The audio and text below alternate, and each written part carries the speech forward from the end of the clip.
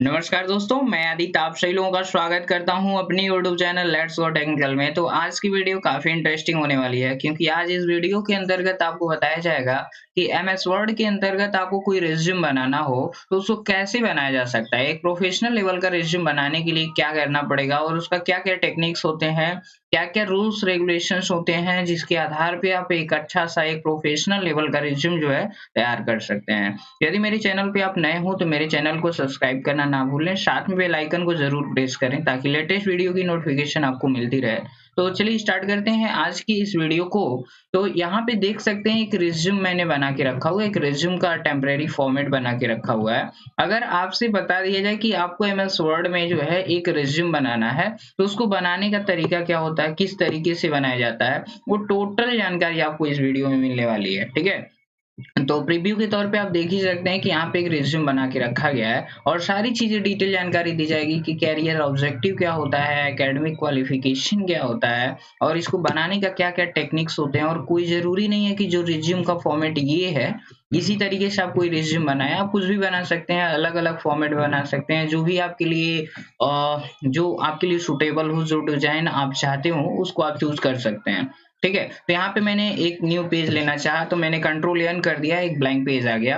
आपको सबसे पहले बता दें कि एमएस वर्ड में कोई भी वर्क करना चाहते हैं आप, तो सबसे पहले एमएस वर्ड ओपन करने के बाद जो है, उस पेज के लेआउट को निर्धारित करना होता है कि मेरा पेज का लेआउट किस तरीके से होना चाहिए।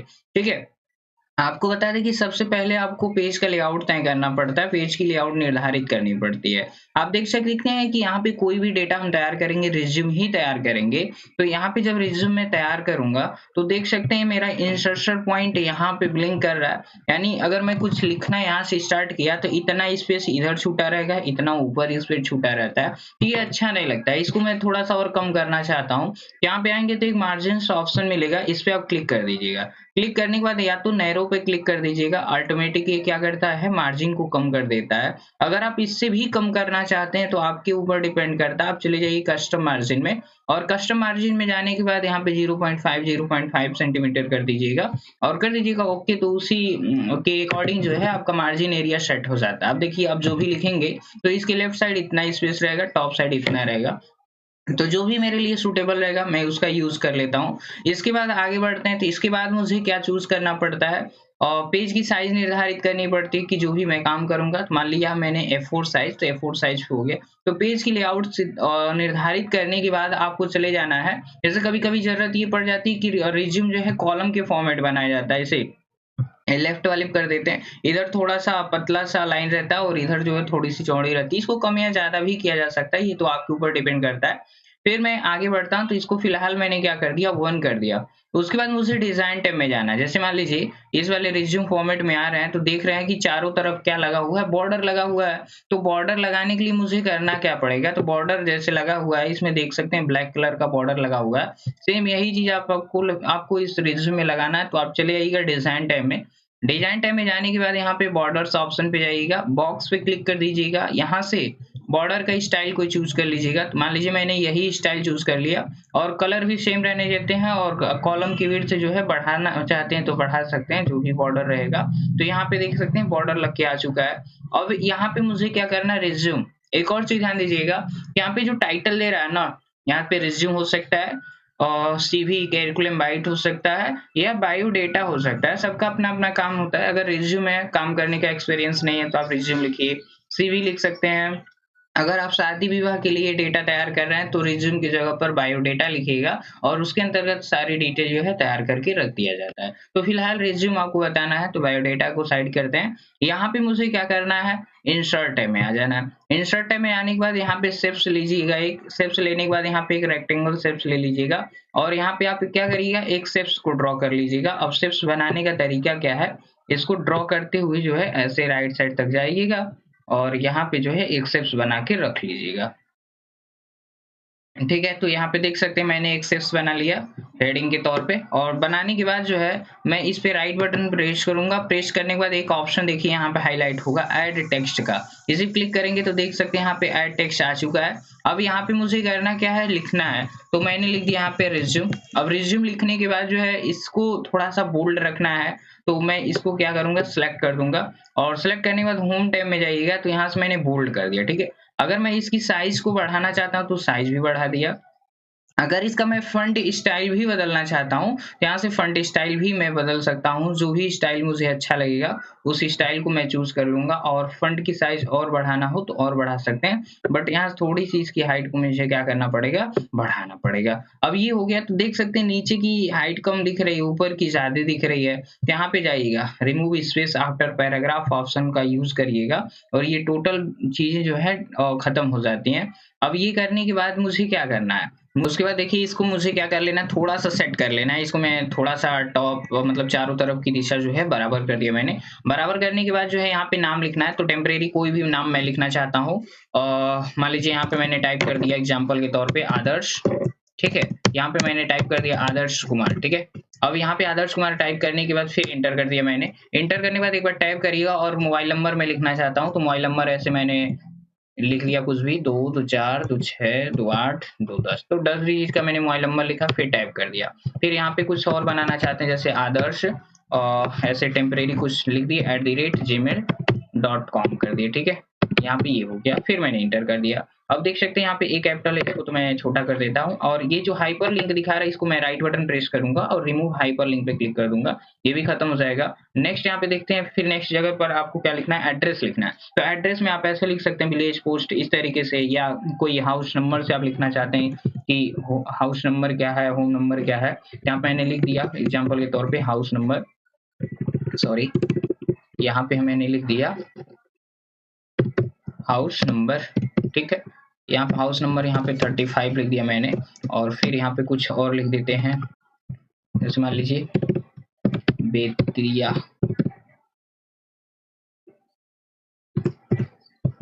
बेतियाहाता लिख दिया गया, बेतियाहाता गोरखपुर, और यहाँ पे फिर मान लीजिए लिख दिया गया एग्जाम्पल के तौर पे 27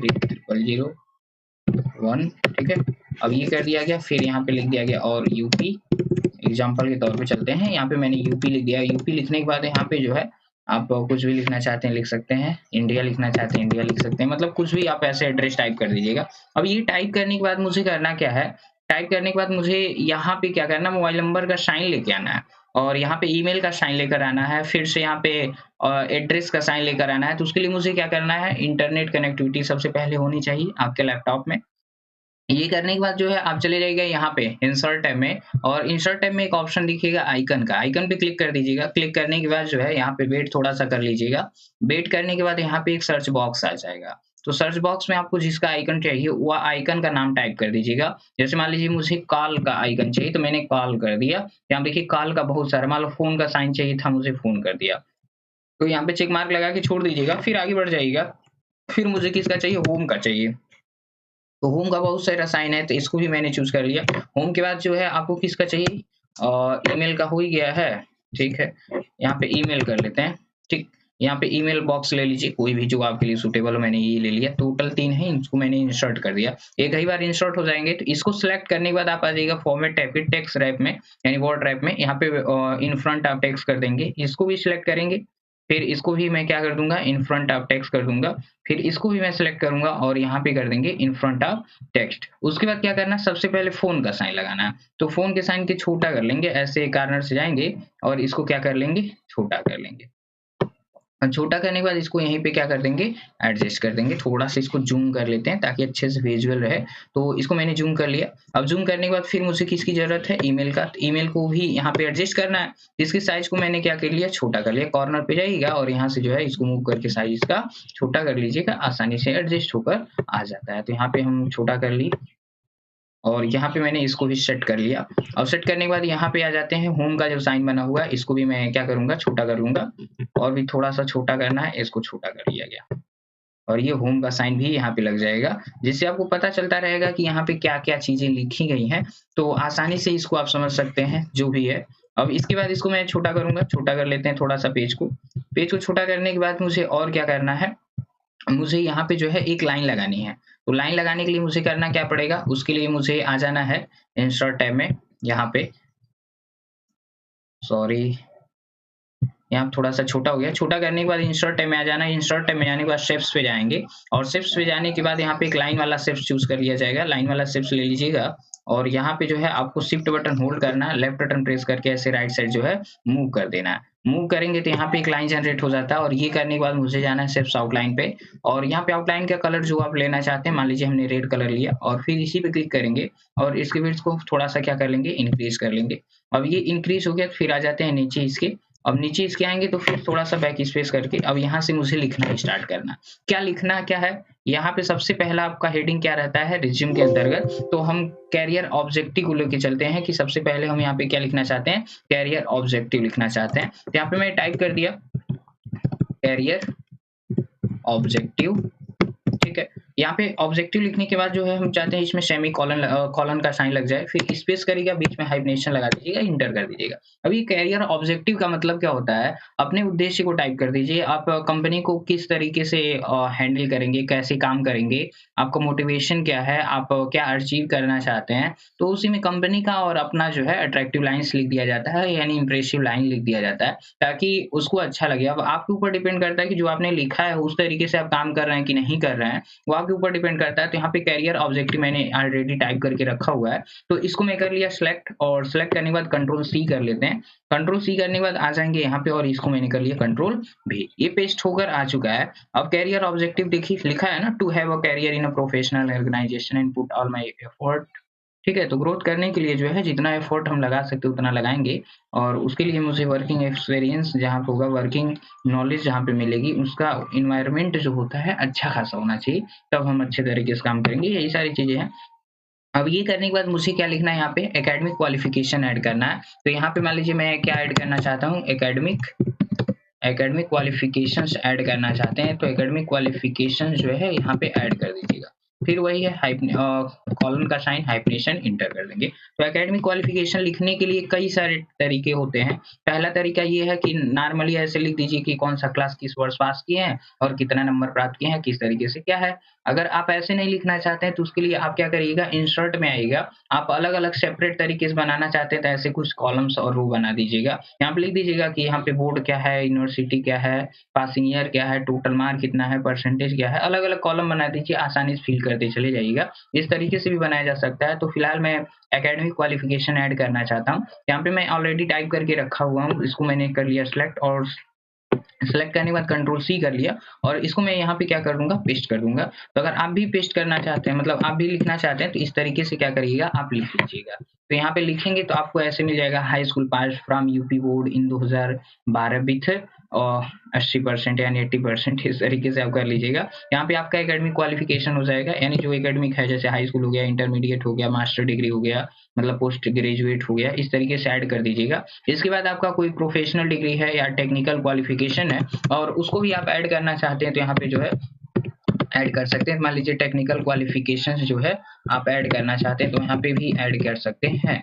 यहाँ मैंने टेक्निकल क्वालिफिकेशन को ऐड करना चाहा तो इसको भी ऐड कर लिया। जैसे मान लीजिए आप कोई कोर्स पास है, अभी क्या है, कोई एडीसीए पार्ट है, कोई कंप्यूटर डिग्री है, कोई लैंग्वेज है, ओ लेवल है, ए लेवल है, ये सब आपकी टेक्निकल क्वालिफिकेशन में आ जाएगा। तो हमने एग्जाम्पल के तौर पर लिख दिया एडीसीए, यहाँ पे लिख दिया मैंने एडीसीए पास फ्रॉम नाइलिट, ठीक है, और यहाँ पे लिख दिया 2018। इस तरीके से मैंने लिख दिया, बस हो गया। इस तरीके से जितना भी आपका टेक्निकल क्वालिफिकेशन होता है उसको ऐड कर दीजिएगा। टेक्निकल क्वालिफिकेशन ऐड करने के बाद यहाँ पे आपको वर्क एक्सपीरियंस को ऐड करना है। तो यहाँ पे एक्सपीरियंस मान लीजिए ऐड करना चाहते हैं तो उसका भी एक हेडिंग बनाएंगे। तो यहाँ पे एक्सपीरियंस नाम से मैंने बना दिया, इंटर कर दीजिएगा। और यहाँ पे करने के बाद एक्सपीरियंस मुझे ऐड करना है, तो कैसे एक्सपीरियंस ऐड करना है उसके लिए मेरे पास क्या तरीका होना चाहिए, तो यहाँ पे आपको लिखना पड़ता है, इस तरीके से लिखिएगा, आई हैव एक्सपीरियंस करके। तो यहाँ पे मान लीजिए कुछ एक्सपीरियंस ऐड करके रखा गया है और इसको मैं क्या करूंगा, कॉपी कर लूंगा ताकि ज्यादा टाइम वेस्ट ना करना पड़े। मैंने कॉपी किया और कॉपी करने के बाद जो है यहीं पे पेस्ट कर लेता हूँ। इसको मैंने सिलेक्ट किया और सिलेक्ट करने के बाद यहाँ पे पेस्ट कर लिया और ये जो बुलेट्स लगा है फिलहाल इसको मैं बैक स्पेस करके हटा दूंगा। तो जितना दिन का एक्सपीरियंस रहे और यहाँ पे ये भी लिखना चाहते हैं कि कब से कब तक, तो यहाँ पे आप ब्रैकेट में या सिंस करके लिख दीजिएगा कि 2011 से 2013 तक, 2015 से 2018 तक, जो भी है ऐसे करते चले जाएंगे। तो ये एक्सपीरियंस में आप ऐसे ऐड कर दीजिएगा, जो भी आपके पास कार्य करने का अनुभव होता है वो इसमें लगा दीजिएगा, ताकि आपका रिज्यूम जो होता है अच्छे लेवल का माना जाए। यहाँ पे ये करने के बाद आपको क्या लिखना पड़ेगा, पर्सनल डिटेल लिखना पड़ता है। यहाँ पे पर्सनल डिटेल मान लीजिए क्या हो जाएगा, पर्सनल डिटेल्स कर लीजिएगा, या हाँ पर्सनल डिटेल्स ही कर लीजिए, कोई दिक्कत नहीं। अब यहाँ पे पर्सनल डिटेल हो गया। अब यहाँ पे मुझे क्या करना है, सीरीज में नहीं लिखना है, एक बार टैप कर देना है, थोड़ा सा आगे हो जाएगा और यहाँ पे लिखना है स्टार्ट कर दीजिएगा। पहले टैप नाम लिखिएगा, जैसे नेम, फिर टैप, फिर एक बार टैप कर दीजिए ताकि डिस्टेंस बना रहे।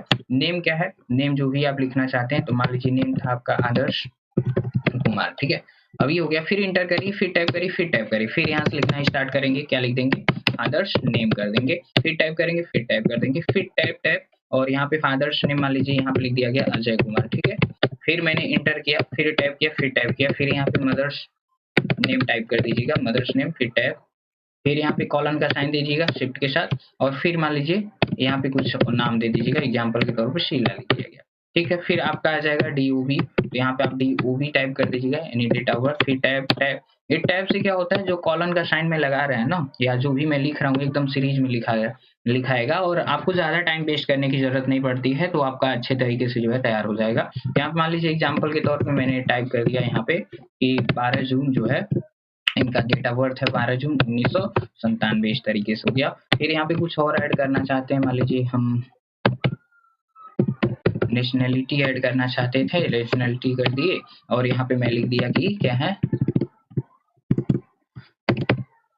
इंडियन लिख देते हैं, तो यहाँ पे इंडियन मैंने टाइप कर दिया, ठीक है। यहाँ पे ये करने के बाद जो है आप कुछ और लिखना चाहते हैं, लाइक क्या लिखना चाहते हैं, नोन लैंग्वेज लिखना चाहते हैं, तो यहाँ पे मैंने लिख दिया नोन लैंग्वेज, ठीक है।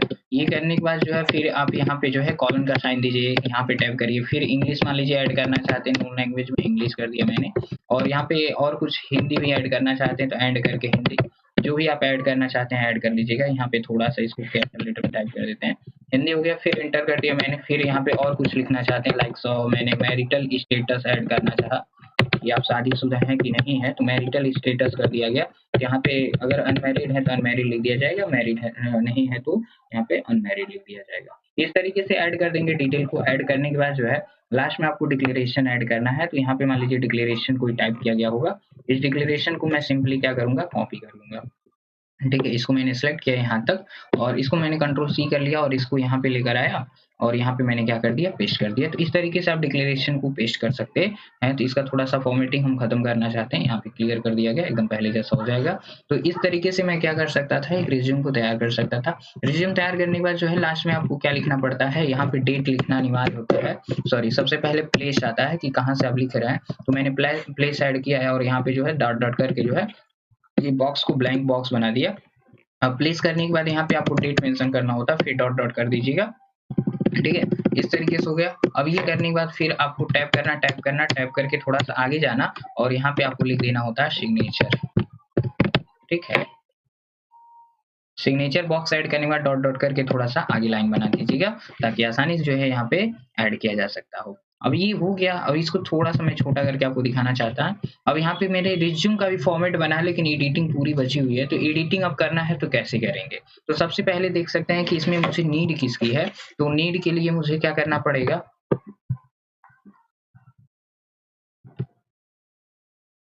ठीक है। अब यहाँ पे मुझे करना क्या है, थोड़ा सा इसको मैं बोल्ड करूंगा, इस टोटल लाइन को सिलेक्ट करूंगा और कंट्रोल साथ कर देंगे बोल्ड। अब बोल्ड करने के बाद देखिए थोड़ा सा अच्छा लग रहा, नाम थोड़ा सा और हाईलाइट करना चाहते हैं तो इसको थोड़ा सा बड़ा कर देंगे, और इसको अंडरलाइन करना चाहते हैं कंट्रोल के साथ यू कर दीजिएगा, अंडरलाइन हो जाएगा। यहाँ पे ये हो गया। अब ये करने के बाद कैरियर ऑब्जेक्टिव को फॉर्मेट करना है, तो इसको सिलेक्ट करेंगे मैं, और सिलेक्ट करने के बाद मैंने बोल्ड किया, और इसकी साइज को थोड़ा सा बढ़ा लेते हैं। बढ़ाने के बाद जो है यहाँ पे कुछ और चीजें ऐड करना पड़ेगा आपको, लाइक्स यहाँ पे आप शेडिंग ऐड करना चाहते हैं, तो शेडिंग के लिए इसके पास कहीं भी क्लिक कर दीजिए, कोई दिक्कत नहीं। यहाँ पे होम टैब में शेडिंग मिलेगा, यहाँ पे कोई हल्का कलर दीजिएगा ताकि आपका अच्छे से विजुअल हो। यहाँ पे कोई भी कलर दे दीजिएगा, एग्जांपल के तौर पे मैंने ये कलर दे दिया। अब ये करने के बाद आप चाहते हैं ये सेंटर में रहे तो सेंटर के लिए कंट्रोल ई भी प्रेस कर सकते हैं और नॉर्मल ऐसे भी मूव कर सकते हैं। अब ये हो गया। अब ये करने के बाद या तो मान लीजिए हम यहीं पे रखना चाहते हैं तो लेफ्ट पे ही छोड़ देंगे, ये मेरा हो गया। अब ये करने के बाद यहाँ पे एकेडमिक पे भी यही सेम चीज़ चाहिए, तो आपको क्या करना पड़ेगा, कंट्रोल शिफ्ट सी कर लेना है और कंट्रोल शिफ्ट सी करने के बाद जो है एक बार इसको सिलेक्ट कर लीजिएगा ऐसे यहाँ तक और कंट्रोल शिफ्ट भी कर दीजिएगा, एकदम सेम उसी फॉर्मेट में कन्वर्ट होकर आ जाएगा। फिर यहाँ पे आ जाइएगा, इसको सिलेक्ट करिएगा, टेक्निकल क्वालिफिकेशन को कंट्रोल शिफ्ट भी कर दीजिएगा और फिर यहाँ पे एक्सपीरियंस को भी वही करना है, कंट्रोल शिफ्ट भी कर देंगे सिलेक्ट करके। पर्सनल डिटेल्स को भी ऐसे करना है, कंट्रोल शिफ्ट भी कर देंगे, ये भी हो जाएगा। और फिर डिक्लेरेशन को भी ऐसे सेलेक्ट कर लीजिएगा, सेलेक्ट करने के बाद जो है कंट्रोल भी कर देंगे और कंट्रोल भी करने के बाद फिर आ जाते हैं ऊपर। अब यहाँ पे देख रहे हैं कि ये कैपिटल लेटर में लिखा गया, बाकी सब कैपिटल लेटर में नहीं है, तो एक बार ट्राई करते हैं। इसके पास सिलेक्शन करिएगा और चले जाइएगा सिलेक्ट ऑप्शन पे, सिलेक्ट सिमिलर टेक्स्ट, तो देखिए सारा टेक्स्ट एक ही साथ सिलेक्ट हो चुका है। अब सिलेक्ट हो गया तो आपका प्रॉफिट क्या है, जब भी कोई फॉर्मेट हम अप्लाई करेंगे वो टोटल एक ही पे अप्लाई होगा। तो हम चेंज केस पे गए और सबको क्या कर दिए, यहाँ पे अपर केस कर दिए, अपर केस, तो देखिए टोटल हेडिंग मेरा क्या हो चुका है, कैपिटल लेटर हो चुका है। तो इस तरीके से थोड़ा सा अट्रैक्टिव हो गया। अब यहाँ पे देखिए क्या है, यहाँ पे अब हमको क्या करना है, बुलेट्स अप्लाई करना है ताकि ये नंबरिंग पे रहे। तो आपको क्या करना है, इसको मैं सिलेक्ट करूंगा, या सॉरी एक ही पैराग्राफ है ना, इसके अंतर्गत कहीं भी सिलेक्शन करिएगा और यहाँ पे मैं ये वाला बुलेट्स लगाना चाहता हूँ, तो यहाँ पे देखिए बुलेट्स लग चुका है। फिर ये अलग अलग पैराग्राफ है, तीनों पर बुलेट्स लगाना है, तो तीनों को मुझे सिलेक्ट करना पड़ेगा। इस पे क्लिक कर दीजिएगा तो आपको अंदर जाने की जरूरत नहीं पड़ेगा, क्योंकि लेटेस्ट टाइम में जो लगाया गया रहता है वही आ जाएगा। फिर इसको मैं आगे लेकर जाऊंगा, फिर इस लाइन पे क्लिक करूंगा, फिर यहाँ पे बुलेट्स कर देंगे, फिर इस पे क्लिक करेंगे, फिर बुलेट्स कर देंगे। अब ये करने के बाद देख सकते हैं ये जो नेम लिखा गया, पर्सनल डिटेल लिखा गया, ये थोड़ा सा भद्दा लग रहा है क्योंकि इसके बीच में स्पेस बहुत ज्यादा हो गया है। क्यों स्पेस हो गया है, आपको बता दें कि इसमें जब भी इंटर बटन में प्रेस करता हूँ तो मेरा पैराग्राफ बदलता है। तो इसको खत्म करने के लिए मुझे क्या करना पड़ेगा, रिमूव स्पेस आफ्टर पैराग्राफ कर लेंगे, पैराग्राफ के बाद स्पेस खत्म हो जाएगा। और ये जो डिस्टेंस है इसको देख सकते हैं, अब थोड़ा सा अच्छा लग रहा है। थोड़ा सा और कम करना चाहते हैं, आपके ऊपर डिपेंड करता है, कम कर सकते हैं, नहीं भी करना है तो कोई दिक्कत नहीं है। यहाँ से आइएगा, आप 1.15 करना चाहते थे कर सकते हैं, थोड़ा सा और नजदीक हो जाएगा। अब देखिए यहाँ पे ये चीजें हो गई। अब ये करने के बाद जो है थोड़ा सा इसको और नीचे करना चाहते हैं, नीचे कर सकते हैं, या फंट की साइज थोड़ी सी और आप इंक्रीज करना चाहते हैं तो इंक्रीज कर सकते हैं। उसके लिए कंट्रोल ए कर दीजिएगा और एक बार इंक्रीज पे क्लिक कर दीजिएगा, सारा डेटा जो है थोड़ा सा और उसकी साइज बढ़ जाएगी। बट क्या है, सेटिंग डिस्टर्ब हो सकती है, तो उसके लिए मुझे कुछ नहीं करना है, मुझे आ जाना है यहाँ पे नेम वाले में, इसके पास कहीं भी क्लिक करिएगा, बैक स्पेस कर दीजिएगा, आसानी से ये बैक हो जाता है। इसको भी मैं बैक करना चाहता हूँ तो आसानी से बैक हो चुका है। अब यहाँ पे जो नेम ये प्लेस लिखा गया, इसको मैं थोड़ा सा सिलेक्ट करके इसको क्या कर दूंगा, बोल्ड थोड़ा सा कर दूंगा। यहाँ पे देख सकते हैं ये बोल्ड हो चुका है। ये एरर दिख रहा है तो एरर से कोई दिक्कत नहीं, आप इग्नोर कर सकते हैं, या जो भी लाइंस यूज करना है उसमें दे रहा है कि कहाँ पे कितना तक रहना चाहिए, वो ऑटोमेटिक वहां तक सेट कर देता है। तो यहाँ पे मान लीजिए डॉट डॉट कर दिया गया, ये सेट हो चुका है। अब इसको मैं बैक थोड़ा सा जूम आउट कर दूंगा और आसानी से इसको देख सकते हैं कि आपका एक रिज्यूम का फॉर्मेट जो है एकदम तैयार होकर आ चुका है। तो इस तरीके से आप क्या कर सकते हैं, एक प्रोफेशनल लेवल का रिज्यूम बना सकते हैं। अब इसमें क्या करना है, एक फोटो ऐड करना है, तो फोटो ऐड करने के लिए मुझे इंसर्ट में जाना है। पिक्चर का यूज करेंगे थोड़ा सा मुश्किल हो जाता है, आप बाद में या कभी भी इंसर्ट करना चाहते हैं, सबसे अच्छा तरीका शेप्स फिल का यूज करिएगा। तो सबसे पहले एक छोटा सा शेप्स बना लीजिए जहां भी पिक्चर आपको ऐड करना है। ठीक है, मैंने एक फोटो बॉक्स बना लिया है और फोटो बॉक्स बनाने के बाद जो है शेप्स फिल में गया और नो फिल कर दिया। ठीक है, खत्म हुआ। अब ये करने के बाद इसमें कोई फोटो ही लगाना रहेगा ना, तो शेप्स फिल पे जाइएगा और यहाँ पे एक ऑप्शन मिलेगा पिक्चर का, पिक्चर पे क्लिक करिएगा, फ्रॉम ए फाइल कर दीजिएगा, ये डेस्कटॉप पे ओपन होकर आ जाएगा। और जो भी पिक्चर आप लगाना चाहते हैं कि इसमें से कोई भी पिक्चर चूज कर सकते हैं। एग्जांपल के तौर पे मैंने यही पिक्चर चूज किया और यहाँ पे देख सकते हैं ये पिक्चर जो है लग के आ चुका है। तो इस तरीके से आप क्या कर सकते हैं, एक प्रोफेशनल लेवल का रिज्यूम तैयार कर सकते हैं। तो यदि मेरी वीडियो आपको पसंद आई हो, तो मेरा रिज्यूम आपको पसंद आया हो, तो मेरे वीडियो को लाइक करिए और ज्यादा से ज्यादा शेयर करिए और कमेंट बॉक्स में अपना फीडबैक देना ना भूले। साथ में बेल आइकन को जरूर प्रेस करिएगा ताकि लेटेस्ट वीडियो की नोटिफिकेशन आपको मिलती रहे। तो मिलते हैं किसी नेक्स्ट वीडियो के साथ, तब तक के लिए बाय बाय।